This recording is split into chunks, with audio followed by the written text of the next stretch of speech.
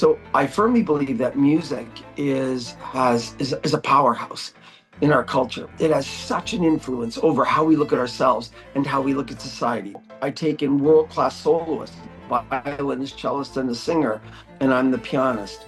And I go into very dark places and perform. Dark places such as, I played close to 1,500 shows in prisons and rehab centers and inner city schools and PTSD clinics, and where people are really suffering.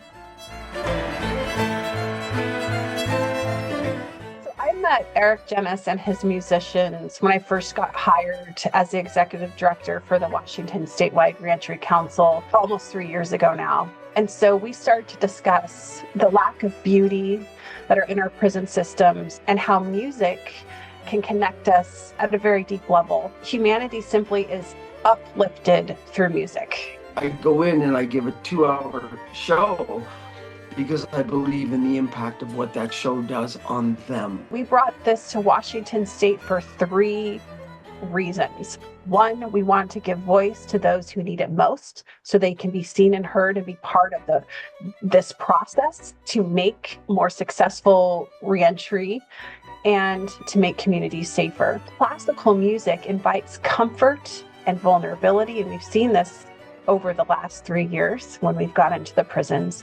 And it's this really beautiful bridge to the listening circles that we put on. And I do want to note that there is a huge difference when we do the circles without the concert. There was a guy that came up to me, a youth, and he went to the warden, didn't know who I was, and said, "Warden, what did I do so bad that you hate me so much that you're going to make me sit through a 2-hour violin show?"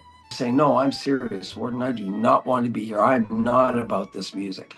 And I just jumped in. I said, "I don't want to sit through a 2-hour violin show either, except wait till you hear my violinist." We played. That same boy came up to me after the show, weeping, hugged me, and he said, "I'm changed."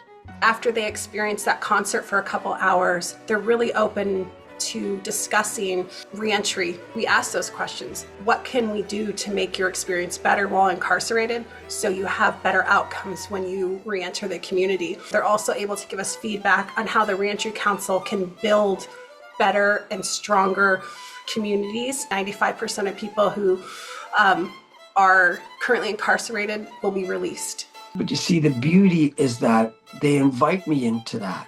And they invite me in because if they're moved by the music, I have access because now they're thinking very deeply about every aspect of their life.